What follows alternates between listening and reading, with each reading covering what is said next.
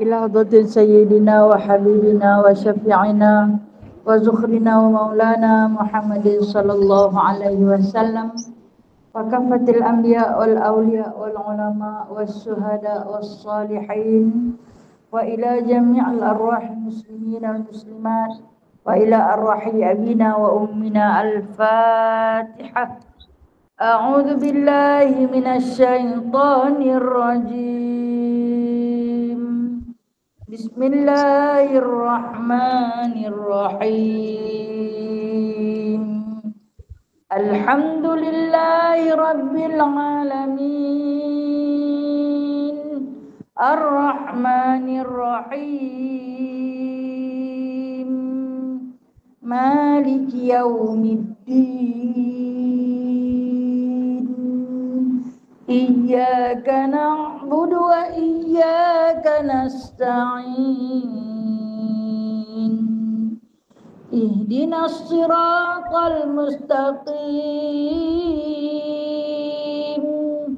صراط الذين أنعمت عليهم غير المغضوب عليهم ولا الضالين.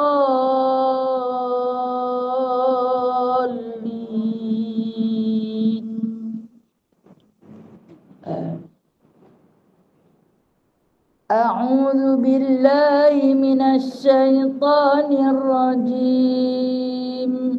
بسم الله الرحمن الرحيم. الحمد لله الذي أنزل على عبده الكتاب ولم يجعل له عوجا قيما لينذر بأسا شديدا من لدنه ويبشر المؤمنين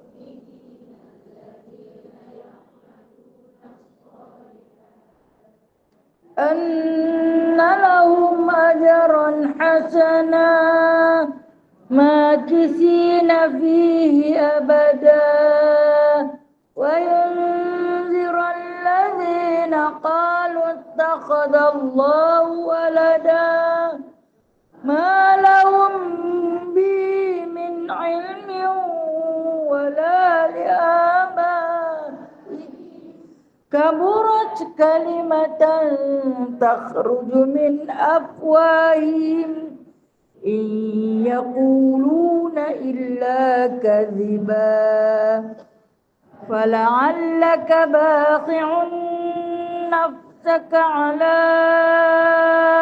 آثارهم إن لم يؤمنوا بهذا الحديث أسفا إنا جعلنا ما على الأرض زينة لها لنبلوهم أيهم أحسن عملا وإنا لجاعلون ما عليها صعيدا جرزا أم حسبت أن أصحاب الكهف والرقيم كانوا من آياتنا عجبا إذ أوى الفتية إلى الكهف وقالوا ربنا آتنا من لدنك رحمة وهيئ لنا من أمرنا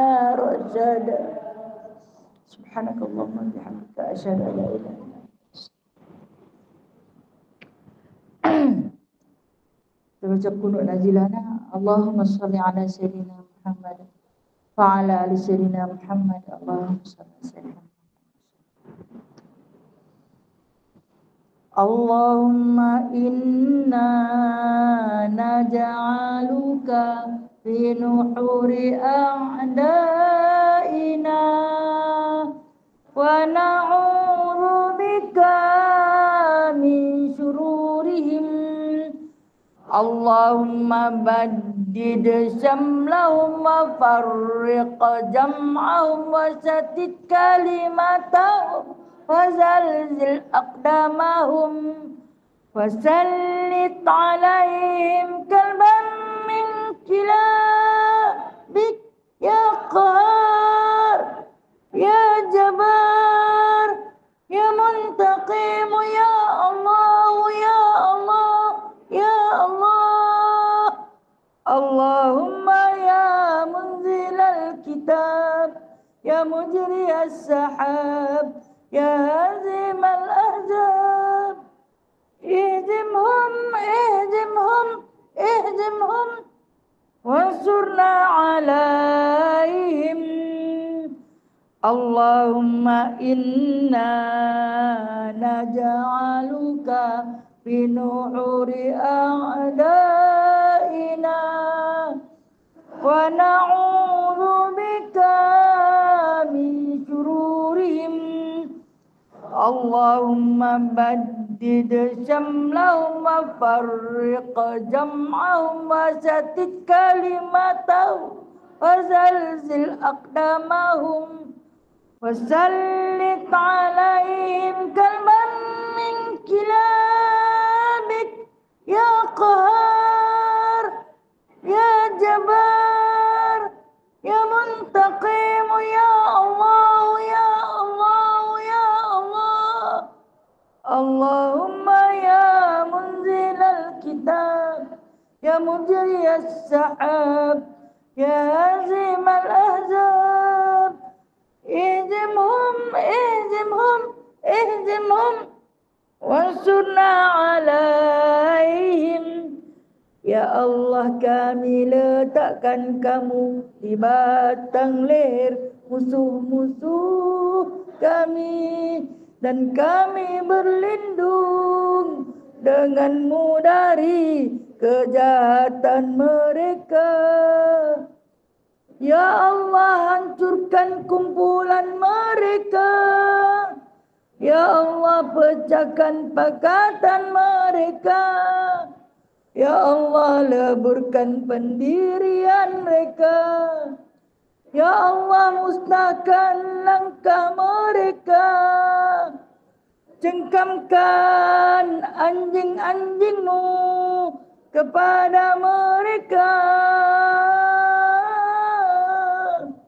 Ya Allah yang Maha, Ya Allah yang Maha Perkasa, Ya Allah yang Maha Membalas, Ya Allah, Ya Allah, oh Ya Allah, yang turunkan kitab, yang gerakkan awan, yang tewaskan tentera. Kalahkan mereka, kalahkan mereka, kalahkan mereka, dan kemenangan untuk kami. Sallallahu alaihi wasallam Muhammad. Alhamdulillah ya rabbil alamin. Amin amin amin amin ya rabbal alamin. Amin ya mujib doa as-sa'ilin, ya qabil at-ta'imin, ya rahimat du'afa wal fuqara wal yatama wal masakin. Bismillahirrahmanirrahim. Rabbi shrah li sadri wa yassir li amri wahlul 'uqdatam min lisani yafqahu qawli. Allahumma shalli ala sayyidina Muhammad wa ala ali sayyidina Muhammad. Rabbi yassir wa la tu'assir, Rabbi tamim bi khair ya karim. Subhanaka la ilma lana illa ma 'allamtana, innaka antal alimul hakim. Innaka antas sami'ul alim, innaka antat tawwabur rahim. Amma ba'du, fa ya ibadallah. Sahabat-sahabat yang dirahmati Allah sekalian, kita teruskan kesyukuran kita ke hadrat Allah Azza wa Jalla, Allah yang maha tinggi kemuliaan dan kebesarannya, atas segala nikmat yang telah pun Allah berikan kepada kita. Sehari lagi usia dipinjamkan, sehari lagi nikmat diperpanjangkan, sehari lagi rahmat dilimpahkan. Atas segala kelebihan dan anugerah Allah ini, sebagai hamba yang bersyukur kepadanya, kita dapat kembali lagi bersama-sama untuk kita menyambung pengajian kitab tafsir daripada surah Al-Ma'idah Yang mana insya-Allah hari ini kita akan sambung ayat yang ke-78 daripada surah Al-Maidah. 4 ayat lagi sebelum kita naik ke juzuk As-Sabi', juzuk yang ke-7. 4 ayat lagi kita akan naik juzuk ke-7. Surah Al-Maidah ialah kedudukannya di dalam Al-Quran pada susunan ayat yang kelima atau surah, surah yang kelima, dan ayat yang akan kita sambung pada pagi ini ayat yang ke-78 dan dia duduk penghujung daripada juzuk 6. Muka surat kita tak sama lah, tak tafsir, ada yang muka surat lain tapi matan ayat ataupun setiap kalimah-kalimah ayat itu adalah kalimah yang sama, baris yang sama, cuma muka surat saja yang berbeza. Bismillahirrahmanirrahim. Lu'inal ladzina kafaru min bani Israil ala lisani Dawud wa Isa bin Maryam. Dzalika bima asaw wa kanu ya'tadun. Kanu la yatanahawna 'an munkar fa'aluhu labi'sa ma kanu yaf'alun.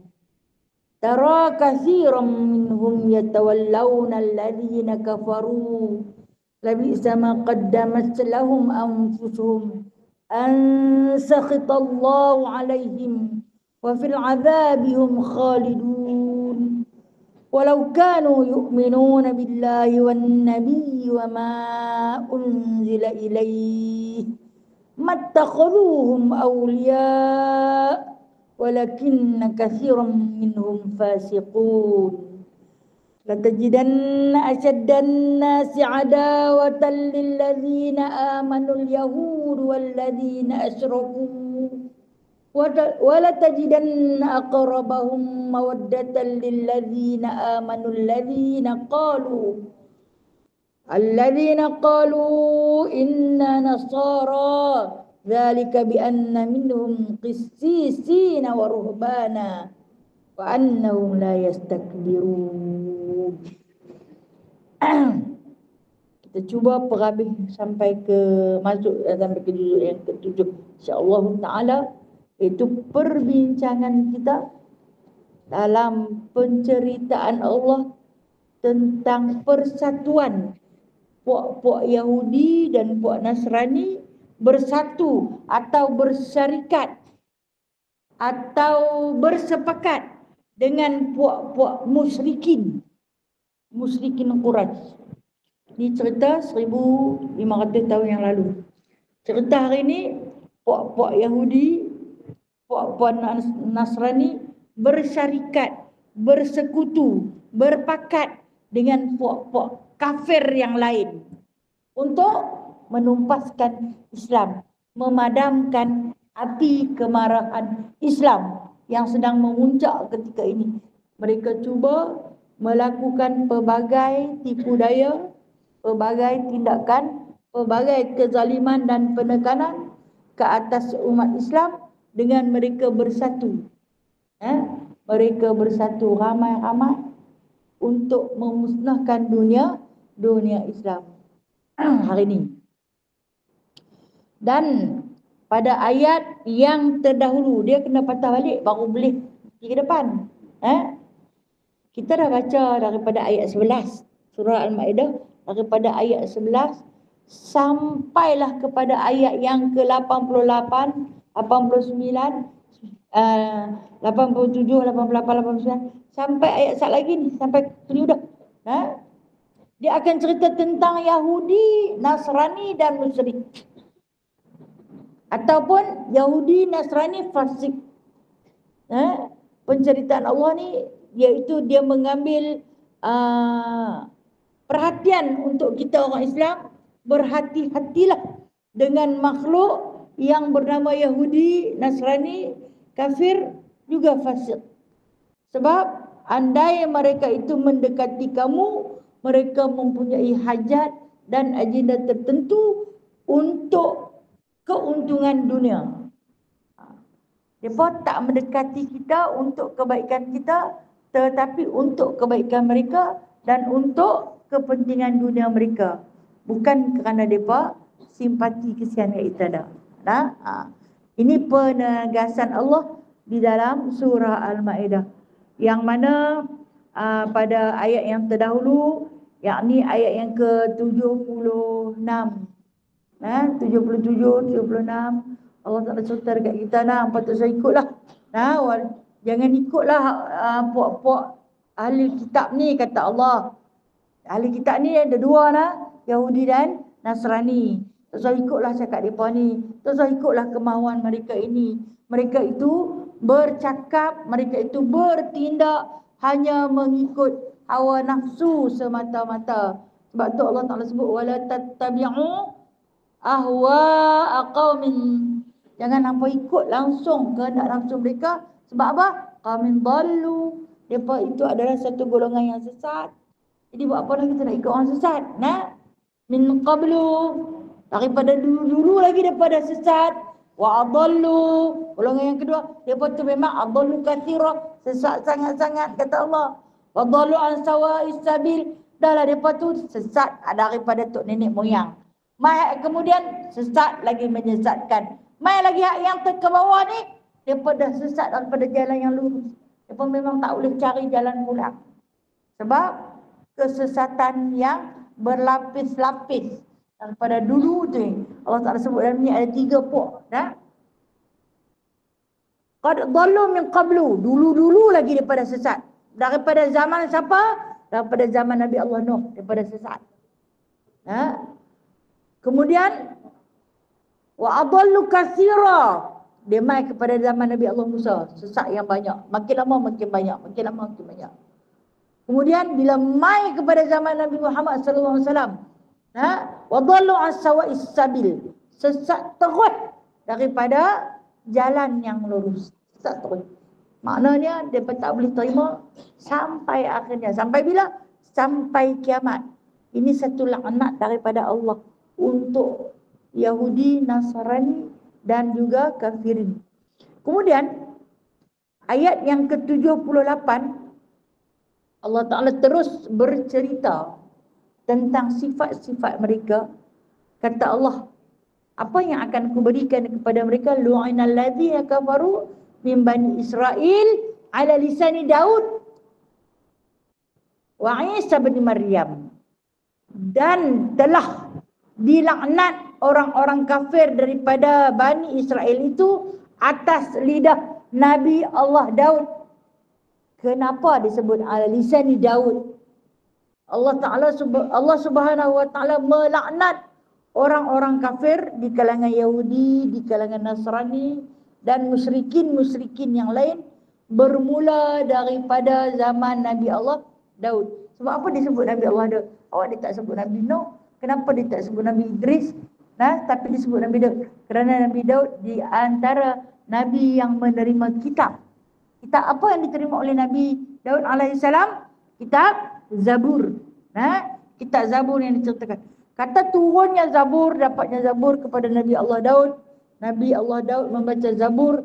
Dia pahalau Nabi Allah Daud daripada menduduki tahta. Cuba menjatuhkan tahta Nabi Allah Daud dengan memfitnah, mengatakan Daud ni adalah seorang raja yang sesat. Menjadi seorang raja yang sesat apabila menerima sebuah kitab yang didakwanya kitab itu kitab dari langit, yang disebut sebagai dinus sama, agama dari langit. Dia panggil agama dari langit sebab apa? Sebab yang menurunkan ialah Jibril. Jibril itu dia kata turun daripada langit, ambil daripada mana tak tahu, cerita merepek-repek.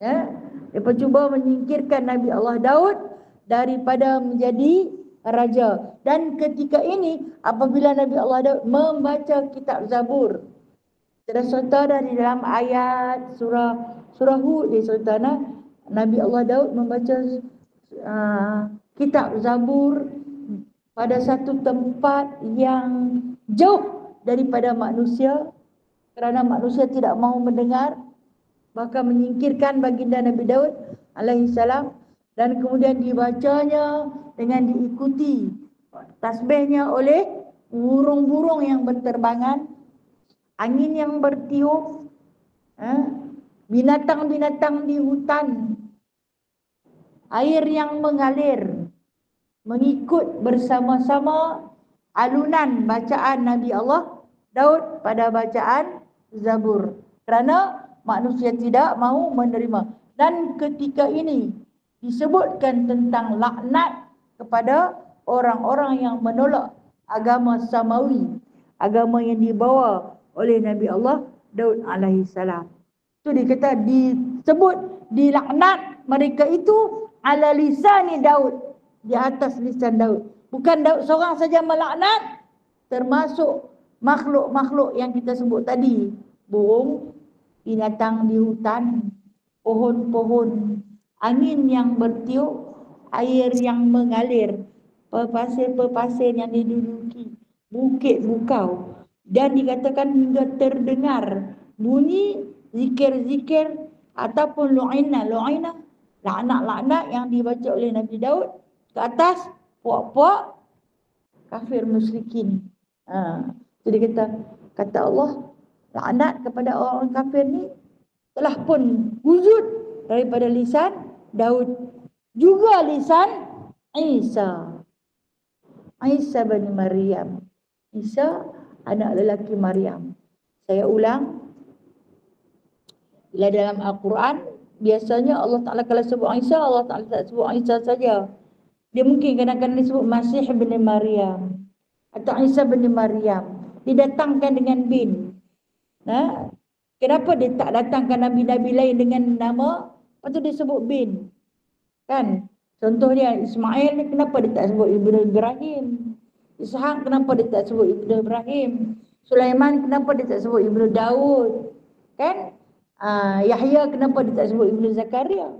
Tapi main kalau Isa, ada pasangan dia, Isa bin Maryam, Masih bin Maryam. Dia akan sebut macam tu. Kenapa? Sebab berkali-kali, bahkan beratus kali Allah nak ulang, nak sebut, nak kata Isa tu bukan anak dia. Isa tu bukan anak dia, tapi Isa tu anak Maryam. Maryam tu manusia biasa. Kita baca minggu yang lepas. Maryam tu manusia biasa yang makan, minum, tidur, sakit, suka, derita, semua ada. Sebab tu bila jumpa nama Isa, adalah Ibnu Maryam. Ada dia pasang dengan mak dia. Sebab dia nampak berkali-kali Allah Ta'ala nak tegaskan kat kita, Isa tu bukan anak dia. Seperti mana yang didakwa oleh puak-puak Nasrani. Kata Allah tu ada anak. Allah Ta'ala menafikan.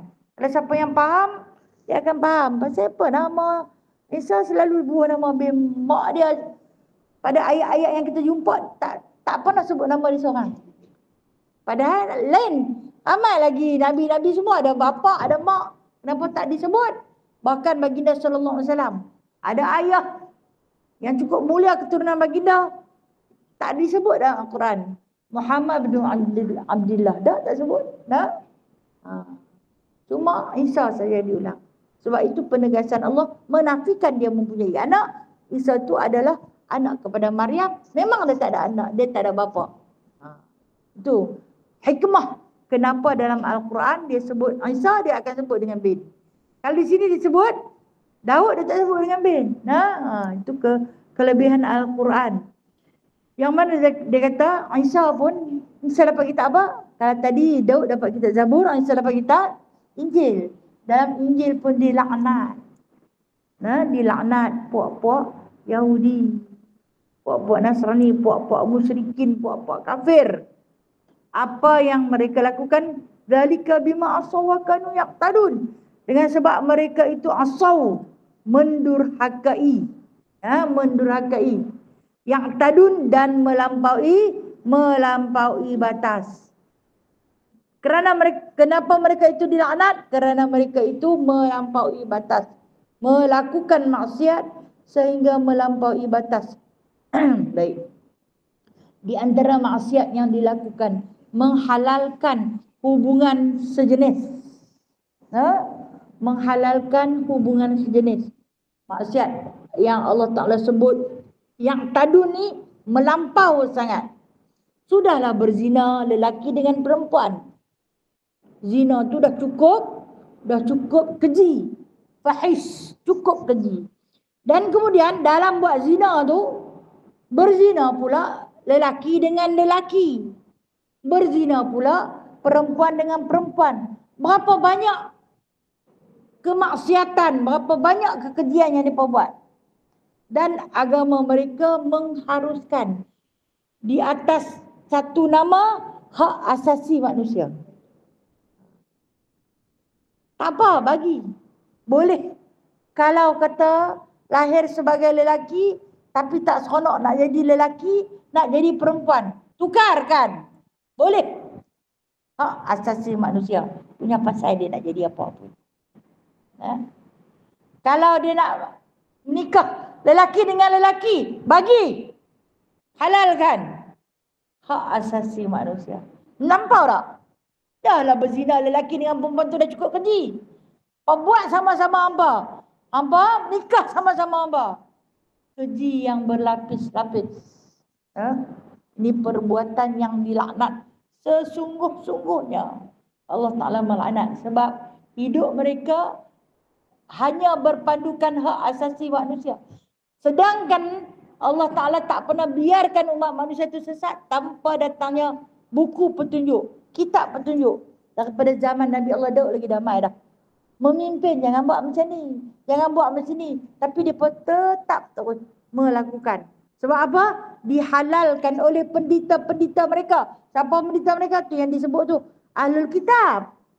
Ahlul Kitab ni, kalau kita orang panggil kita ni Ahlul Kitab, macam kita lah orang panggil, itu ahli Quran tu. Al-Quran tu ada dalam kepala otak dia. Dia boleh baca sekian ayat, dia boleh terjemah setiap satu-satu ayat, dia boleh tadabbur. Bukan sekadar menterjemah, tetapi dia mentadabbur. Orang tu orang dipanggil ahli kitab. Kitab apa? Kitab Al-Quran. Orang pandai lah. Dan bila mana ahli kitab di kalangan Yahudi dan Nasrani yang mengharuskan perkara-perkara yang haram itu, maka rosak binasalah manusia keseluruhannya. Dan Allah Ta'ala sebut mereka ni perbuatan mereka yang tadun. Dia melampau. Memang melampau sangat-sangat. Melampau sangat-sangat. Sampailah zaman Nabi Allah Isa, mereka bagi kahwin anak dengan pak mentua dengan menantu, adik dengan abang. Sebab apa? Itu pun hak asasi juga, nak jaga keturunan. Yang pertama nak jaga keturunan. Yang kedua nak jaga harta, tak mahu bagi mengalir pergi dekat orang lain. Kita kata apa? Darjat. Janganlah pergi jauh-jauh. Biar kita kahwin kelompok-kelompok kita saja. Harta tu duk mengikut kita saja. Tak sampai ke mana. Bahkan baginda SAW pernah berkata, kalau kamu berjumpa yang kufu, maka berkahwinlah. Lagi jauh hubungan dia dengan kamu, makna dia hubungan silaturahim atau hubungan darah daging tu lagi jauh, lagi baik. Bukan kahwin dengan orang jauh. Makna dia bukan sepupu sepapat. Tak adalah tok hang tok aku, kan? Orang panggil apa? Bisan sebantai ke? Betul ya orang panggil? Bisan sebantai hak tok hang tok aku tu. Kahwin sepupu, kalau boleh, kata baginda sallallahu alaihi wasallam, elakkan perkahwinan sepupu, tapi perbanyakkan perkahwinan sekufu. Sekufu ni kalau hak yang beragama dengan beragama.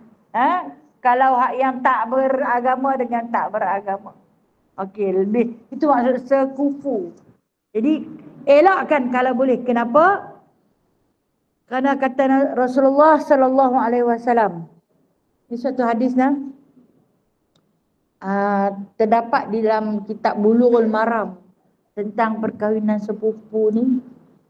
Sepupu, bukan sekufu.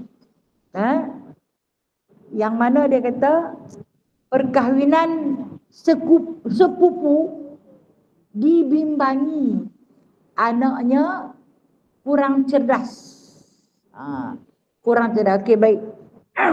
Ulama muhaddisin menghuraikan makna kurang cerdas.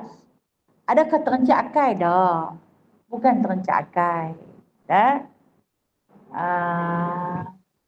Kalau kita mungkin lembam sikit, kalau dia tak lembam pun dia terancam kot lain. Yang susah nak didik. Awak lah tak mau dengar cakap sangat ni. Pasal apa lah yang suka naik angin baran sangat ni. Tak boleh silap sikit. Tak ada di antara yang tapi bukan semua. Bukan semua. Dibimbangi. Makna dia, bila Rasulullah sebut dibimbangi tu bukan keseluruhan.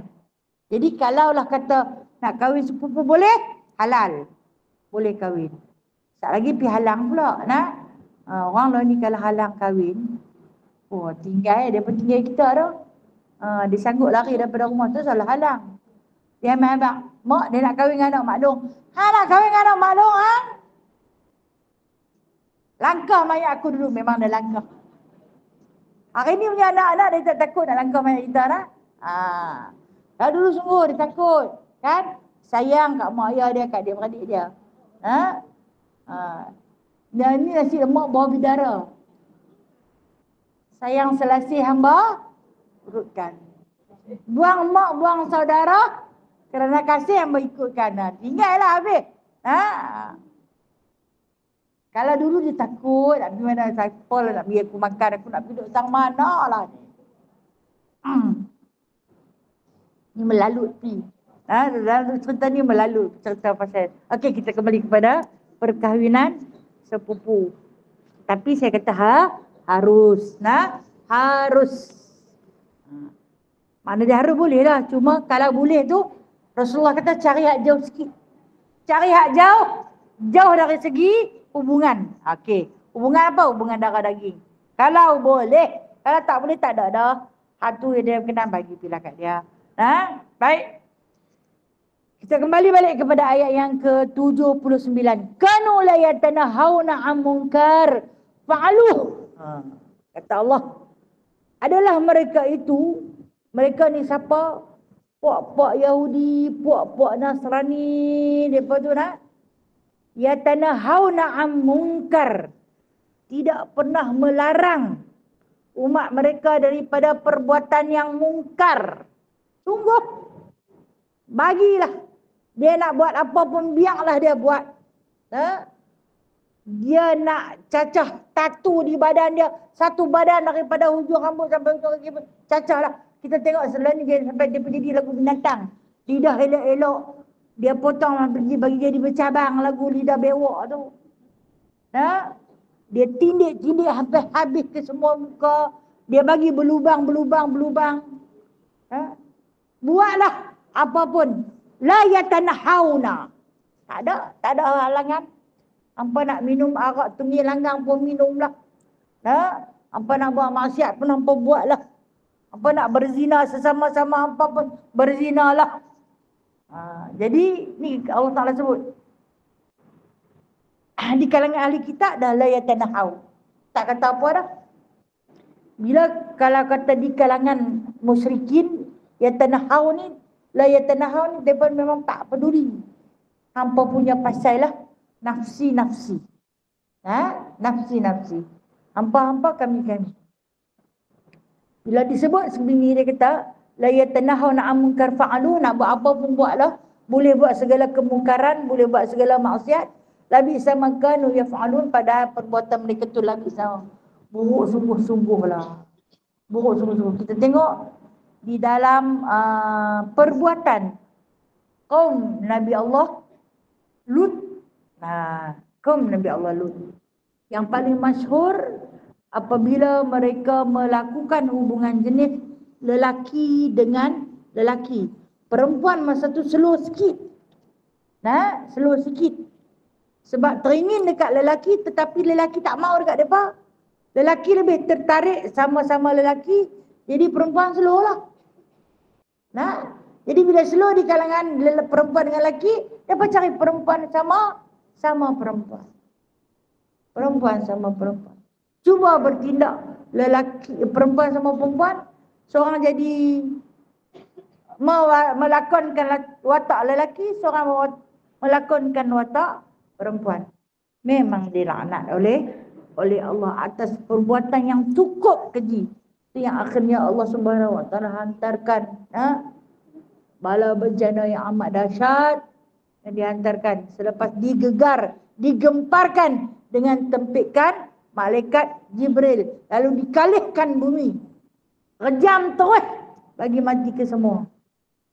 Termasuk di dalam tu isteri Nabi Allah Lut, juga direjamkan di dalam perut bumi. Okey, kalau kita tengok ada sejarah yang Allah Taala tinggal.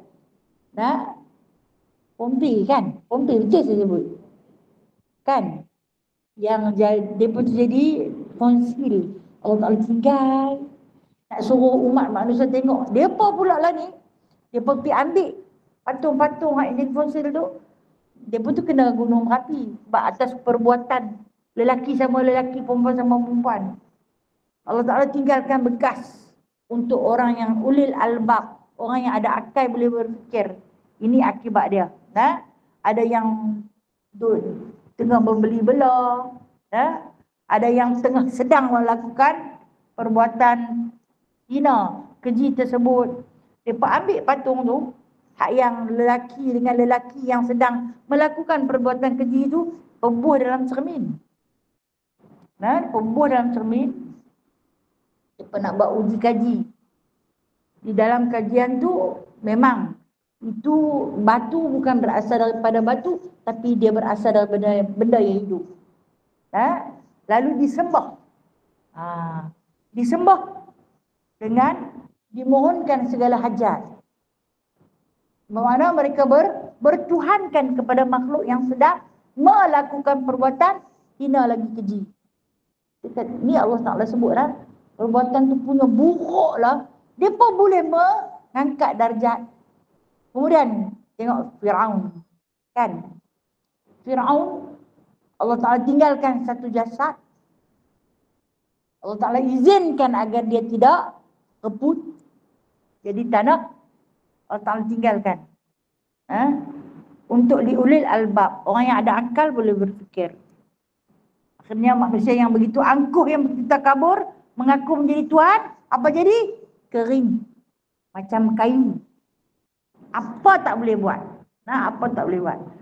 Tapi bila dapat kepada ahlul kitab, apa dia buat? Dia bertuhankan dia. Dia menuhankan dia.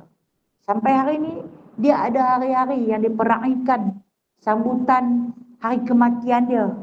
Dia masuk, dia akan buat ritual agama dalam tu. Menyembah dia. Sujud kepada dia. Ni yang kata perbuatan ni cukup. Labi sama kanu yaf'alun. Buruk sungguh-sungguh perbuatan mereka. Allah Ta'ala tinggal tu nak tunjuk dekat mereka bahawasanya benda tu semua binasa. Tapi mereka tukar. Siapa buat? Ahlul kitab. Lalu kita sembah dia. Menyembah sesuatu yang mati. Yang tidak boleh memberi manfaat dan juga mudarat. Kata Allah lagi, tara katsiran minhum yatawallawna alladhina kafaru labisa ma qaddamat lahum anfusuhum. Yang ni kutukan Allah. Engkau akan dapat lihat, kata Allah kepada Nabi Muhammad sallallahu alaihi wasallam, tara. Nanti hang tengok. Hang tengok. Apa dia? Katsiran minhum. Kebanyakan daripada mereka itu Yahudi, Nasrani dan orang-orang musyrikin. Okey. Termasuk orang-orang munafik. Mereka buat apa menjadikan yatawallawna alladhina kafaru ni, mereka menjadikan orang-orang kafir itu sebagai ketua. Yatawallawna, wakil di mereka. Hampa nanti tengok orang-orang Yahudi ni, orang-orang ahli kitab ni, mereka akan melantik di kalangan orang-orang kafir menjadi pemimpin mereka. Ayat ni bila Allah Ta'ala cerita kepada Nabi Muhammad SAW, Allah Ta'ala nak tunjuk, hang tengok Muhammad. Yahudi yang berada di Madinah zaman Rasulullah tu, mereka tak boleh nak bangkit. Dengan sebab apa? Sebab diperintah oleh Rasulullah menggunakan piagam Madinah. peraturan Islam. Dia tak boleh bangkit. Bila tak boleh bangkit, kata Rasulullah ni main nak rampas kuasa. Macam mana kita nak buat? Bersatu dengan Nasrani. Tak cukup ramai. Lah ni nak bagi ramai macam mana? Kita kena pi di Mekah, ambil musyrikin pula. Di Madinah cari fasik. Orang-orang fasik bersatu dengan Ahlul Kitab. Ahlul Kitab bersatu dengan musyrikin Quraisy yang berada di Mekah. Bila berlakunya penyatuan itu, maka diisytiharkan satu perang yang paling besar. Kita kenali dengan nama peperangan Ahzab. Ataupun masyhur panggilan dia, peperangan Khandaq. Bila sebut Ahzab, orang tak apa nak tangkap. Bila sebut Khandaq, orang dapat tangkap. Saya ingat parit, kan? Khandaq tu kan parit. Nabi gali parit. Mereka bersatu, puak-puak bersatu. Yang mana akar tunjangnya ialah Ahlul Kitab. Dia pergi dah cari. Kita kena lantik di kalangan orang musyrikin, orang kafir. Suruh jadi ketua. Sebab orang kafir ni kenal Muhammad. Orang kafir ni dia kenal pengikut-pengikut Muhammad. Jadi kita pergi bersatu dengan mereka. Kita patah balik, kita perang balik Muhammad. Itu yang kata mereka jadi sampai 10,000. Punya ramai. 10,000 orang berlawan dengan tentera muslimin yang dipimpin oleh Nabi Muhammad SAW yang hanya ada 3,000 orang. Itu yang bila mana Salman Al-Farisi mengeluarkan pandangan, pendapat, suruh gali parit. Sebab macam mana kita nak lawan? Kita 3,000. Kelengkapan kita tak cukup. Nak lawan dengan 10,000. Sebab apa? Mereka tu kata Allah, taruh kasih orang. Kalau hang tengok, mereka akan pergi cari di kalangan orang kafir untuk jadi ketua. Baik, saya kata, ni cerita zaman 1,500 tahun yang lalu. Yang tukang cari ni tahu siapa? Orang munafik. Sebab munafik yang kena Islam. Orang kafir dia tak kena Islam sangat. Dia kena. Itu orang Islam dia tahu. Tapi dia tak kena sampai dalam-dalam. Orang munafik dia kena sampai ke dalam. Jadi kita kena lantik orang kafir menjadi pemimpin. Bila dilantik kafir menjadi pemimpin, adakah keuntungan di sebelah Islam? Tak ada. Takkan dapat. Tidak akan dapat. Okey, kita tengok dunia hari ni. Asal masa mula-mula dulu, Palestin, mula-mula dulu, dia puak-puak Yahudi ni, dia cuba kumpul bangsa-bangsa bersatu nak suruh ikut dia. Nak suruh sokong dia. Masa tu saya ingat dia ditubuhkan NATO. Dia ditubuhkan, kalau tak silap otak saya ni, yang berkarat ni, tahun 2001. Tahun 2001 NATO ditubuhkan. Kalau salah tolong pembetul lah, Hajar tolong betulkan.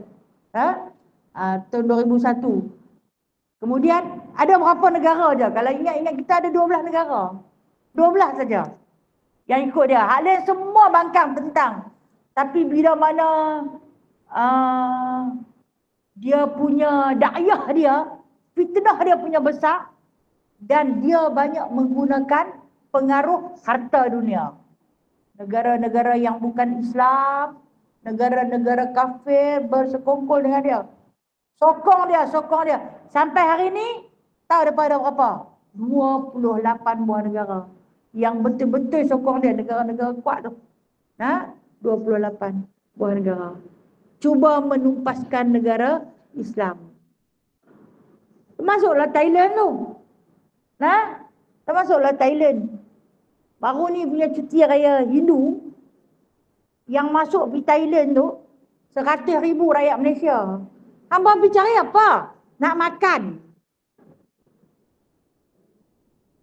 Taklah salah. Kalau itu tak salah.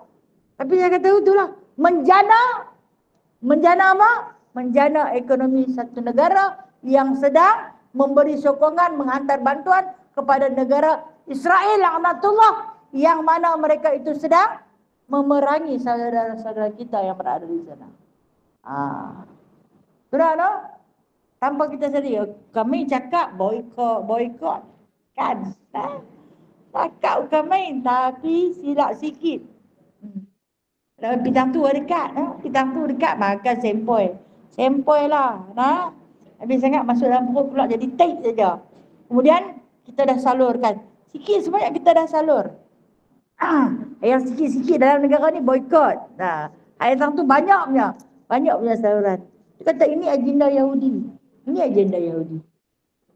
Dia kata nak bagi manusia ni ikut depa, sokong depa, hang bagi keindahan dunia, hang bagi kenikmatan dunia. Mana manusia yang suka kepada kenikmatan dunia, depa tak pedulilah tentang halal dan haram. Jadi dengan sebab itu, maka jadikanlah ketua pemimpin mereka itu di kalangan orang kafir. Apabila si kafir memerintah, dia akan mencari kesalahan orang Islam. Dia akan ambil keuntungan di sebelah orang kafir. Setuju tak? Setuju tak setuju kena setuju. Bukan saya kata, ni Allah kata. Kalau tidak, kami tak terima. Suruh siapa buat? Suruh munafik buat. Munafik kenal orang Islam. Kita tak kenal sangat. Sementara yang orang yang berpegang pada ajaran Islam dengan sebenar-benarnya, kita cari silap dia. Kita cari kelemahan dia. Kita padamkan dia. Kita tumpaskan dia. Kita jatuhkan dia. Bagi hilang terus. Kita naik. Ini sedang berlaku. Ini sedang berlaku pada zaman kita hari ini. Okey. Saya sempat hadir antara salah satu kedai Ikhwan di ISB yang baru diperkatakan dahsyat punya dahsyat. Baik, sempat sembang dengan di antara salah seorang daripada ketua dia. Antara fitnah yang dilemparkan melakukan liwat, dia kata tak dinafikan di dalam institusi depa ni bukan malaikat semua, ada yang buat salah, tapi dia kata macam dalam institusi yang lain, dalam pakatan-pakatan ataupun organisasi yang lain memang ada, dia kata orang yang buat. Ambil tindakan pada yang buat cukup kan. Tapi siapa nak kacau pada keseluruhan sampai ke akar umbi. Diganggu, digugat, cuba dihapuskan, cuba dipadamkan. Dia kata tak dinafikan, benda tu ada. Dia kata, memanglah di kalangan kita ni baik sangat ke? Ada kan? Okey. Tapi dia bukan dicantas pada pangkas yang rosak, tetapi dia cuba cabut daripada akar umbi. Sebab apa? Sebab nampak Islam tu naik. Islam tu makin berkembang. Ekonomi Islam semakin kukuh. Cuba dilumpuhkan. Bila dah lumpuh hari ni, senang hati pergi kacau. Hak yang cawangan-cawangan di negara-negara luar pun pergi kacau. Pasal apa? Nampak dah Islam. Dia pun sebenarnya dia takut kat Islam. Dia pun tutup kejahatan yang dia buat punya besar. Dia pun cari silap orang Islam. Jumpa, sebab kita kata kita bukan maksum. Jumpa kesalahan di kalangan orang Islam. Korek, buat satu isu yang besar, tutup kejahatan mereka. Tutup terus kejahatan mereka. Akhirnya apa jadi? Okey. Saya nak kongsi satu je. Tempat yang paling terdekat dengan rumah saya tempat tu daripada kecil-kecil saya. Di pantai itulah ayah saya seorang nelayan. Tempat tu lah dia naik. Dia naik, saya nanti jalan kaki ke bukit tu ambil ikan, bawa balik main ke rumah.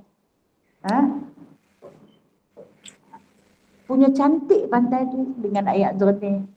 Menghadirkan siput-siput yang banyak untuk penduduk nelayan banyakkannya. Kemudian dia jadi satu tarikan pelancong akhir-akhir ni. Dia jadi satu tarikan pelancong. Kita tahulah maksiat akan berleluasa. Maksiat akan kemudian tarik lagi. Dia belah pula lautan di tambak laut. Sekarang ni kereta lori boleh naik sampai ke tengah laut tu dah. Akhirnya tersekat. Untuk pendapatan nelayan dah tak boleh dah di yang pantai. Untuk yang nelayan-nelayan perahu kecil ni tak boleh dah. Nak cari ikan kat tepi-tepi tu, nak korek siput, nak pergi cari batu pun tak ada. Air tu dah jadi hitam. Hitam berselut punya kotok dan berbau busuk. Bila orang-orang penduduk yang bersuara kecil cuba mengeluarkan pendapat, bagi pandangan, membangkang perbuatan ni, tahu apa dia kata? Pasal itulah orang Islam ni tak maju. Pasal itulah orang Islam ni tak maju. Berfikiran mundur. Bolehkah hidup dengan nak makan siput? Alasan Nabi, bolehkah hidup dengan nak makan ikan gelama? Kan kalau kata orang hak mengai tepi-tepi batu tu, dia akan dapat dua jenis ikan lah. Ikan gelama dengan ikan duri lah. Dia ke tengah tu baru dapat ikan elok. Hak yang tepi-tepi batu tu dia dapat lah. Tapi bagi orang miskin, gelama ikan duri tu, itulah yang aku pesan dengan gelama ikan duri tu. Sedap kot, kan? Dia kata, pasal itulah Islam ni tak maju. Otak tak berkembang. Jadi, kalau dah dia kata dia nak buat tu, dia tetap akan buat. Apa nak jadi pun, jadilah. Hampa punya pasal lah. Hampa tanggunglah sendiri. Pasal apa ni? Apabila orang kafir itu dilantik menjadi ketua. Allah Ta'ala sebut, Nabi Isa maqaddamat lahum anfusuhum, buruk sungguhlah tindakan mereka. Buruk sungguh, ansakhitallahu alaihim, dan sesungguhnya dikatakan amat buruklah yang perbuatan mereka itu, dan Allah Ta'ala juga menyediakan kepada mereka itu sesuatu yang amat besar. Apa dia? Kemurkaan Allah. Allah Ta'ala sediakan kepada mereka itu kerana perbuatan mereka itu, iaitu azab, satu azab, yang kemurkaan Allah. Fiha khalidun, mereka akan kekal selama-lamanya di dalam tu. Walau kanu yu'minuna billah. Kalaulah, kata Allah, dimulakan dengan walau. Kalaulah mereka itu beriman dengan Allah, wan nabi, dan beriman dengan para nabi, wa ma unzila ilaih, dan apa yang diturunkan kepadanya, yakni kepada para nabi, diturunkan kepada Nabi Daud, diturunkan kepada Nabi Musa, diturunkan kepada Nabi Isa, diturunkan kepada Nabi Muhammad sallallahu alaihi wasallam, kitab-kitab. Kalaulah mereka ni beriman dengan Allah, beriman dengan Nabi, beriman dengan kitab-kitab, mattakhaduhum awliya, nescaya mereka itu tidak akan mengambil orang kafir itu sebagai pemimpin. Tak ambil. Kalau hangpa benar-benar beriman dengan Allah dan Rasul, nescaya hangpa takkan berlantik si kafir itu menjadi pemimpin. Tapi bila dah hangpa mengaku saja beriman di mulut, tapi bersyaitankan di hati. Walakinna katsiran minhum fasiqun. Tapi Allah Ta'ala sebut, katsiran, kebanyakan mereka itu adalah orang di kalangan orang-orang fasik. Itu nak kena orang fasik. Berlakon saja berlakon saja. Dia tak tahu, dia tak boleh nak ke mana nak buat. Lalu ni kita kena bersekutu dengan orang kafir, baru kita boleh nak jadi ketua. Kalau kita tak bersekutu dengan orang kafir, kita tak boleh jadi ketua. Bila dah nak jadi ketua kepada orang-orang kafir, maka dia kena jadi fasik. Ayat seterusnya. Kalau orang nak kata ayat ni ayat politik pun politik lah. Allah yang kata. Latajidanna asyaddan nasi adawah. Engkau akan dapati, Allah kata kepada Rasulullah, engkau akan dapati manusia pada hari itu, asyaddan nas, yang paling keras kepala. Manusia yang paling keras kepala, dia kata, adawah, yang bermusuh lillazina amanu, kepada orang-orang yang beriman. Tak tahu manusia yang paling keras kepala pada hari itu, pada ketika itu, yakni orang yang bermusuh dengan orang-orang yang beriman. Kalau dengan orang beriman ni punya cari salah lah, kan? Kalau tok guru tu lambat silap sikit, jadi isu. Hak yang mereka ni tutup lagi. Tapi kalau dengan tok guru tak boleh silap. Tok guru kadang-kadang dia bercakap pun tersilap cakap. Hari ni orang rakam kan? Dia orang rakam, dijadikan bukti untuk ditemplak, untuk dikutuk, dihina. Dihina. Kadang tersilap. Mungkin tersilap berkata-kata. Manusia biasa. Bila tersilap dia akan bermohon maaf. Mohon maaf itu dipadamkan, tapi lebih banyak diceritakan tentang keburukan. Ni siapa dia? Ini orang fasik. Tak apa, hampa sebar luas benda ni. Hampa sebar fitnah ni. Hampa buat aja hampa. Kami bayar. Depa-depa yang duduk buat fitnah di dalam media sosial ni, depa yang mendapat bayaran tau nak. Depa dapat bayaran. Hang kata macam ni. Hang kata begini. Hang kutuk tok guru ni. Hang kata dekat ustaz ni begini. Kata sampai dia tak boleh nak bercakap. Sampai dia rasa putus asa dengan dakwah dia nanti berhenti. Kami nak sampai jadi macam tu. Setelah. Atau orang yang paling kerah kepala yang bermusuh dengan orang yang beriman. Mereka tu dia kata al-Yahuda. Ialah Yahudi, orang paling benci. Yahudi ni paling benci kepada orang Islam, paling benci. Dia kata walladzina asyraku, dan siapa lagi? Dan orang-orang syirik. Orang-orang yang mensyirikkan Allah. Wala tajidanna aqrabahum mawaddah. Dan engkau akan dapati sedikit-sedikit mereka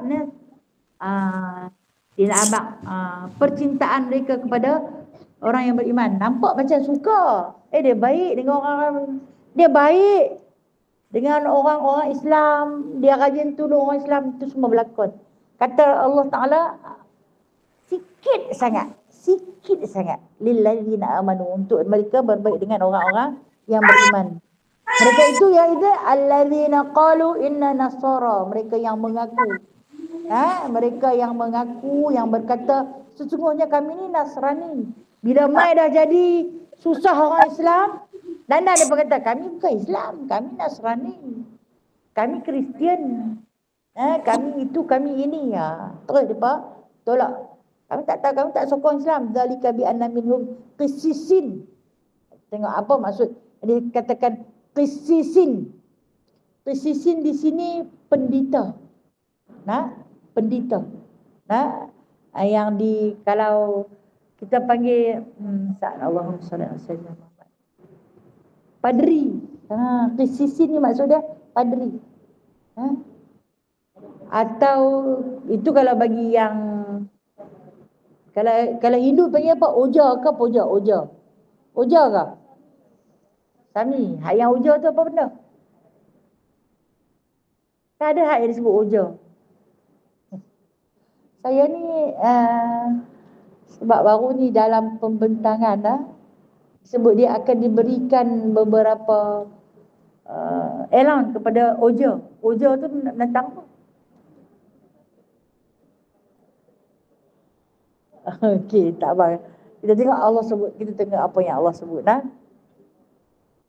Allah kata, zalika bi anna minhum qissisin, itulah perbuatan mereka.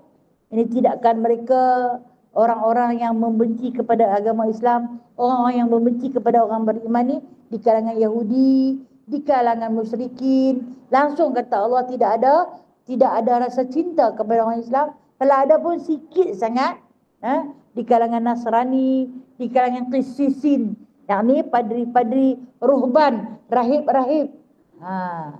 Ruhban, rahib-rahib. Yang mana ulama mufassirin mengartikan mereka qissisin dan ruhban ni ialah dua kelompok lelaki dan perempuan yang mengharamkan diri mereka daripada berkahwin. Mereka haram berkahwin tapi halal berzina. Kalau ada keinginan, zina boleh buat. Tapi jangan tunjuk dekat orang. Memanglah zina siapa tunjuk dekat orang? Kan? Dengan hak yang mereka kan cara membersihkan dosa, masuk pergi dalam satu bilik, duduk qissisin tu sebelah. Hak yang tukang buat salah tu sebelah. Kalau kata rasa nak buat zina, buat saja dengan dia. Suci dosa. Okey? Ruhban di sini dia kata ruhban ni di kalangan perempuan. Kita panggil rahib, yang dia kata wa annahum la yastakbirun. Antaran itu mereka tidak sombong. Siapa yang tidak sombong ni? Nampak macam depa baik, nampak macam depa baik sangat. Tapi rupa-rupanya depa tak pernah meredai. Walan tarda ankal yahuda walan nasara hatta tabi'a millatahum. mereka itu langsung tidak akan pernah redha dengan kamu sampai kamu ikut telunjuk mereka. Kalau dalam surah Yasin disebutlah, a'anzartahum am lam tundirhum la yu'minun. Kata Allah Subhanahu wa taala kepada Rasulullah, a'anzartahum, hang bagi peringatan dekat depa, hang ajak depa, hang cerita dekat depa tentang azab neraka ke, hang cerita kepada mereka tentang azab kubur ke, hang cerita kepada mereka tentang azab pada mahsyar ke, la yahtadun, takkan dapat petunjuk. Hati mereka dah tertutup rapat. Sebab apa? Khatamallahu ala qulubihim, wa ala sam'ihim, wa ala absarihim ghisyawah. Habis. Hati mereka dah tertutup rapat, serapat-rapatnya. Hang bagilah peringatan. Syurga ke, neraka ke, azab siksa ke, langsung tak boleh, la yahtadun, takkan sampai. Kenapa? Ini di kalangan mereka. Mereka dah benar-benar benci kepada orang-orang yang beriman. Sebab mereka itulah yang telah pun disenaraikan oleh Allah Subhanahu wa taala. Yahudi, Nasrani, syirik, qisisin dan juga rukban. Wallahu a'lam. Itu perceritaan Allah Subhanahu wa taala kepada Nabi Baginda sallallahu alaihi wasallam. Ayat ni cuba mengakhiri tentang sifat perangai, tingkah laku orang-orang ahlul kitab. Dan insya-Allah pada ayat yang ke depan kita akan tengok lagi macam mana cerita tentang penurunan baginda Nabi sallallahu alaihi wasallam, pengutusan para rasul dan tindakan-tindakan mereka dalam menyebarkan dakwah Allah dengan penuh susah payahnya. Sebab apa? Sebab kita nak berdakwah ni bukan boleh berdakwah secara ramai-ramai. Kena jumpa secara perseorangan. Kadang bila secara ramai tak masuk, dicari seorang-seorang. Itulah yang dibuat oleh Nabi-Nabi. Nabi-Nabi dan Rasul-Rasul, mereka berdakwah kalau tak boleh secara ramai, buat secara kelompok kecil. Kelompok kecil tak boleh buat secara individu. Susah sebenarnya. Susah. Ya Allah, minggu depan kita masuk juzuk yang ke-7. Masih lagi di dalam surah Al-Ma'idah. Surah Al-Ma'idah pun tak banyak dah. Banyak tak banyak pun banyak. Ini berapa bulan? 6. 6 bulan sebelah dah start je. Pejam jelit 25. Allahumma salli ala sayyidina Muhammad wa ala sayyidina Muhammad. Baik, ada soalan?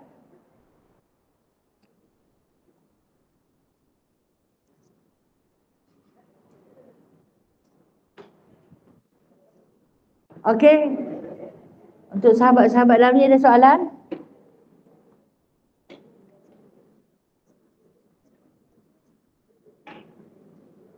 Saya nak bikin ajar ni. Okey, ajar. Silakan. Assalamualaikum warahmatullahi wabarakatuh.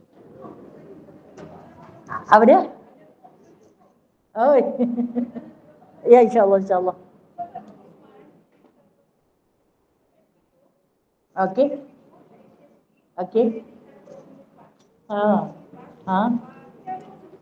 Apa dia?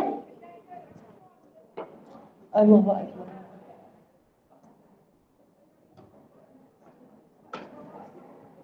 Ya ke? Allahu Akbar. Subhanallah.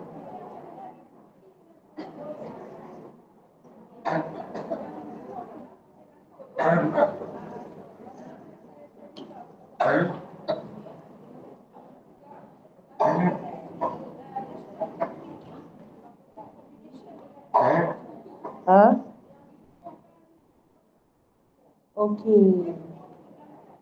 1949. 2001. NATO tu.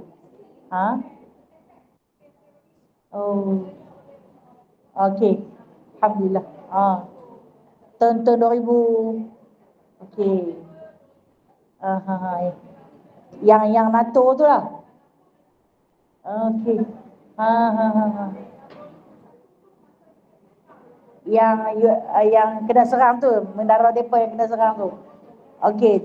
Terus dia panggil kita teroris lah. Terima kasih.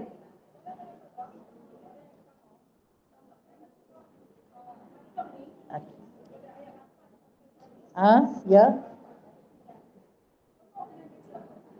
Ya.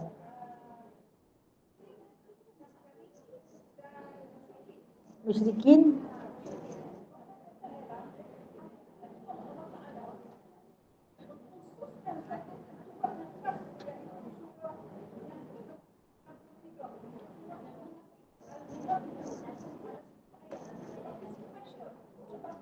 Untuk okey. Kan dalam surah-surah lain ni pun ada. Kan? Tapi dia ada khusus terus. Kan? Okey, terima kasih. Apa hikmah? Saya ulang balik soalan ajar. Allah Ta'ala betul lah. Apa hikmah? Allah Ta'ala khususkan surah Munafiqun. Ada satu surah yang disebut dengan nama surah Munafiqun. Okey. Ada surah Mu'minun, ada surah Kafirun. Betul tak? Kan? Okey. Penceritaan Allah Subhanahu Wa Ta'ala tentang sikap. Kalau Ahlul Kitab, tak ada surah Ahlul Kitab, tak ada. Kan? Tak ada surah Yahudi, tak ada surah Nasrani. Tapi surah Munafiqun ada. Di antara makhluk-makhluk manusia yang paling bahaya, lebih bahaya daripada Ahlul Kitab, lebih bahaya daripada Nasrani, munafik. Munafik paling bahaya. Kenapa munafik paling bahaya? Sebab munafik itu adalah topeng yang duduk di kalangan orang Islam. Munafik ni mungkin dia boleh jadi Yahudi, dalam munafik mungkin dia Nasrani, dalam munafik dia mungkin musyrikin, tapi dia duduk di kalangan orang Islam. Dia pakai topeng. Kita tak tahu kata dia. Kemudian Allah Ta'ala nak cerita dekat kita, pasal hang tak kenal dia, dia menyamar. Jadi orang Islam, aku cerita perangai dia. Jadi aku khususkan satu surah, hang baca, hang tadabbur, hang kaji, perangai dia macam ni, hang kenal dia. Rupa-rupanya hang ni bukan Islam. Hang munafik. Tapi kena mengaji. No? Kenapa Allah Ta'ala letak khusus? Tak letak. Kalau kata kafirun tu, kita jumpa yang 6 ayat tu. Di dalam juzuk Amma. Kan? Kita pun tahu dia sembah berhala. Tetapi hak yang munafik ni dia sembah Allah. Dia berasulkan Muhammad SAW. Bukan main. Sambut Maulidur Rasulnya sakan. Kalau Ramadannya, kalau Ma'al Hijrahnya sakan. Tapi rupanya dia bertopeng. Cara hamba nak kenal dia? Hamba kena tadabbur surah Munafik. Hamba kenal dia. Sebab tu Allah Ta'ala khusus. Bagi satu khusus untuk kita. Bagi kita kenal. Oh yang ni. Rupanya yang ni yang Allah sebut dalam Al-Quran. Rupanya dia pun ni hak tu. No? Faham kita no? InsyaAllah. Ya.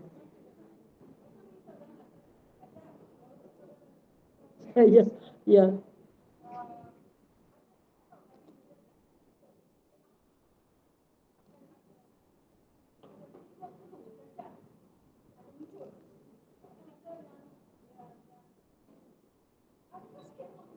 Okey.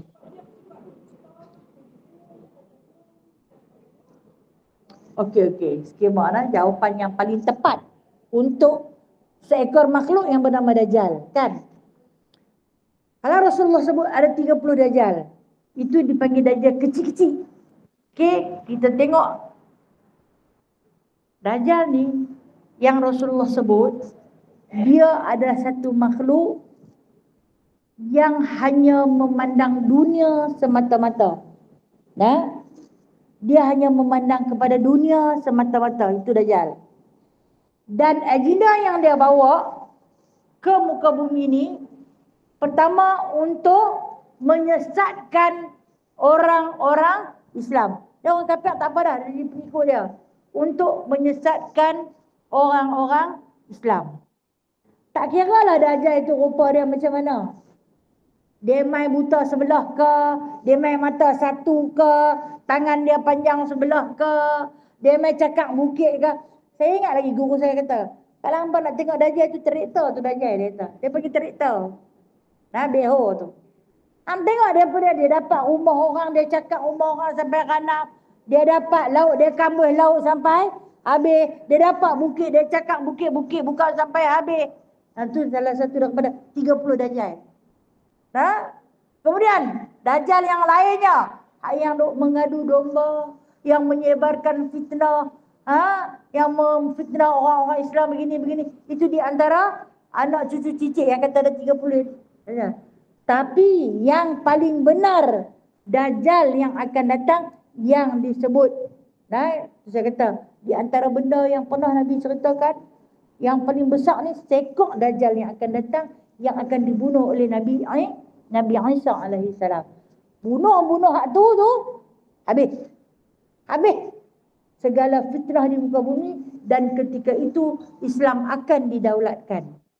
No? Oleh kerana sabda baginda ni adalah sesuatu yang balaghah, terselindung. Macam mana yang dia nak main? Dia duduk tang mana, dia nak keluar ke mana? Kalau kita tengok yang hadis kan, hadis dia kata dia duduk dalam satu gua, dia akan keluar mai bila mana keringnya terasik Tibris tu kan, dia akan keluar mai. Dan mai dia bawa satu fitnah, dia bawa surga, bawa neraka. Kita tak boleh bayangkan, adakah dia kandak surga dengan neraka macam kandak timba tu? Bukan.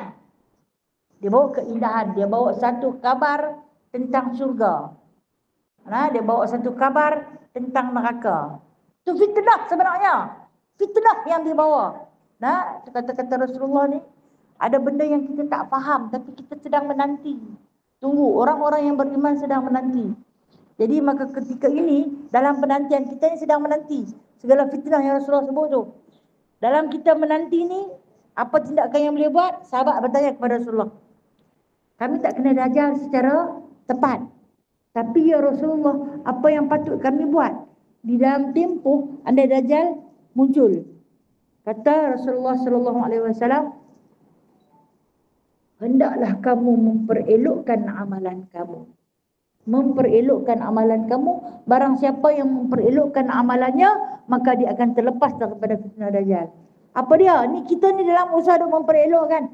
Duk jaga sembahyang bagi khusyuk, duk jaga puasa bagi elok-elok, duk jaga adab kesopanan, duk jaga mulut lidah, jangan kata, jangan fitnah, duk jaga akal dan hati, jangan mudah mempercayai perkara-perkara yang zon, perkara-perkara yang syubhat, duk jaga perut, jangan makan benda-benda yang haram. Itu dalam memperelokkan amalan. Sebab apa? Akan munculnya Dajjal yang Hajar minta skema yang saya tak boleh jawapan tu. Tak tahu. Tak tahu sebab Rasulullah pun dia tak bagi secara tepat. Kan Rasulullah ni dia ada benda-benda yang bila sahabat tanya, dia jawab. Kalau yang bertanya itu Jibril, dia cerita, bukankah yang bertanya tu lagi tahu daripada yang kena tanya? Dia suruh Jibril jawab balik. Kalau sahabat bertanya, ada yang dia kata, aku ni tak ada ilmu tentang tu. Aku diberi sikit saja pengetahuan. Jadi dia kongsi sikit. Jadi maka sesungguhnya kalau Rasulullah sebut Dajjal yang paling besar akan keluar, cuma hampa apa yang patut buat? Memperelokkan amalan. Ahsanu amala. Memperelokkan amalan. Kalau elok amalan hampa, kamu akan terlepas daripada fitnah Dajjal. Kita ni sedang dalam usaha memperelokkan lah. Itu yang kita tengok, ada benda ni boleh percaya ni. Ini boleh pakai. Ini tak boleh pakai. Ini kena letak tepi buang. Ini kena letak tepi terus. Yang ni terus tak boleh terima. Orang yang memperelokkan amalan, dia sentiasa boleh menimbang tara yang mana yang baik dan juga yang buruk. Wallahualam. Terima kasih Hajar. Okey. Ada soalan lain? Ya.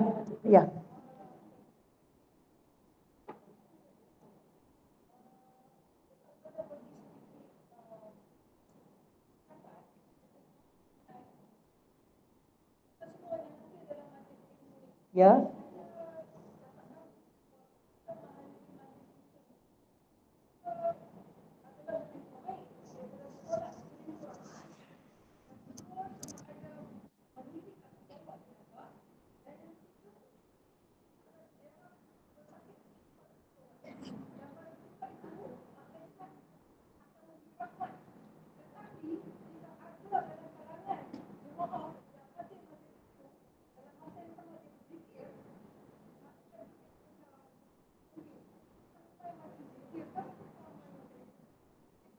Okey, baik.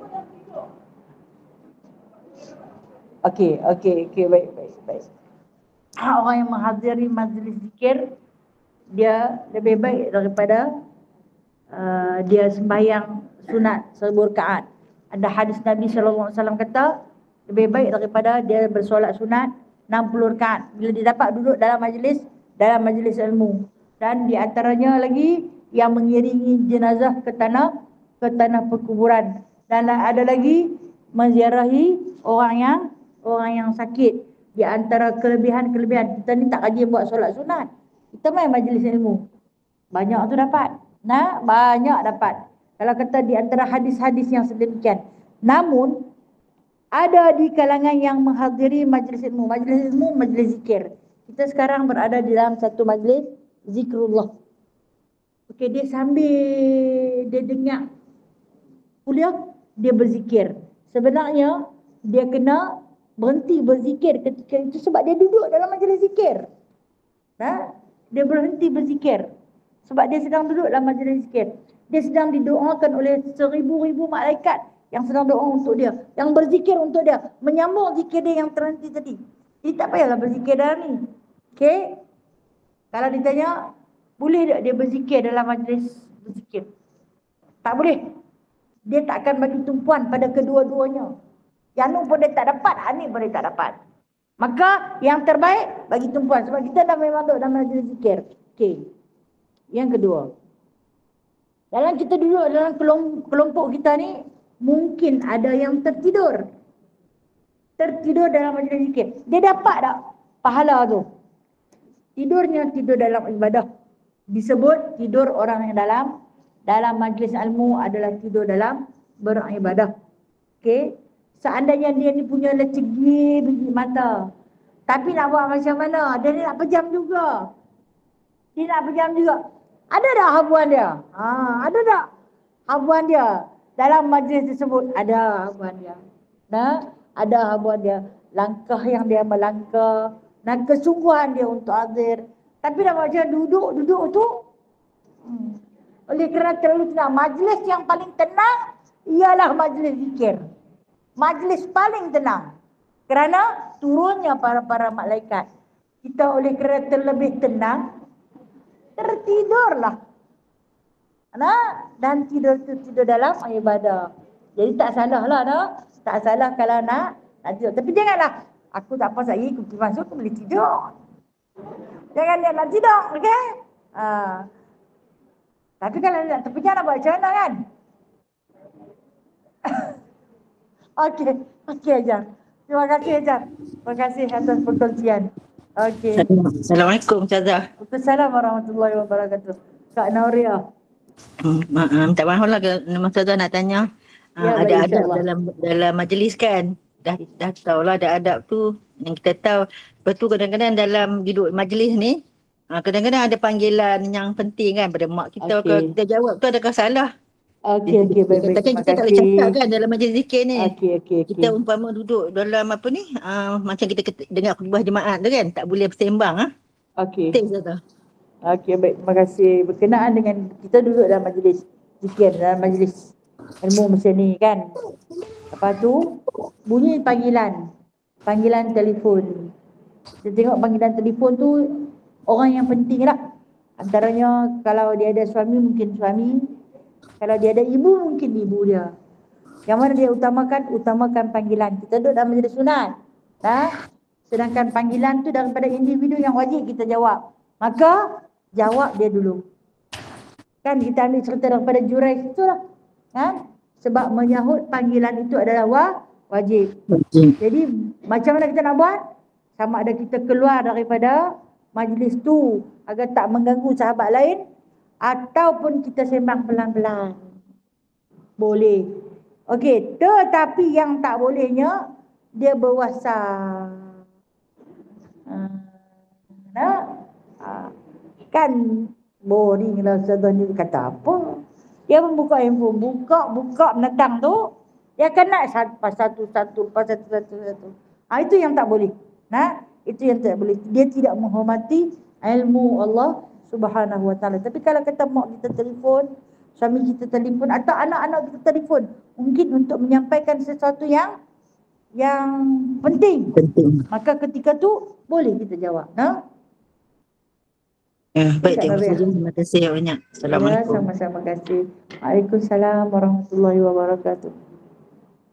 Bino, saya sudah lunas. Mohon maaf atas kekurangan diri saya. Yang baik itu Allah, yang indah itu Allah, yang sempurna itu Allah, yang kurang itu adalah saya. A'udzubillahi minasyaitonirrajim. Bismillahirrahmanirrahim. Alhamdulillahirabbil alamin hamdan katsira, hamdan yuwafi ni'amahu wa yukafi'u mazidah. Ya Rabbana lakal hamdu kama yanbaghi li jalali wajhikal karim wa 'azimi sultanik. Allahumma iftah alaina futuhal arifina bihikmatik وانشر علينا رحمتك وذكرنا ما نسينا يا ذا الجلال والإكرام. اللهم ربنا لا تزغ قلوبنا بعد إذ هديتنا وهب لنا من لدنك رحمة إنك أنت الوهاب. اللهم ربنا آتنا في الدنيا حسنة وفي الآخرة حسنة وقنا عذاب النار وأدخلنا الجنة مع الأبرار يا عزيز Ya Ghaffar, Ya Rabbal Alamin. Wa sallallahu ala Sayyidina Muhammadin. Walhamdulillahi Rabbil Alamin. Taqabbalallahu minkum, minna wa minkum. Taqabbal ya Karim. Terima kasih semua. Assalamualaikum warahmatullahi Terima kasih wabarakatuh. Ustazah. Sallallahu ala Assalamualaikum. Nabi sallallahu alaihi wasallam. Sallallahu alaihi wasallam. Sallallahu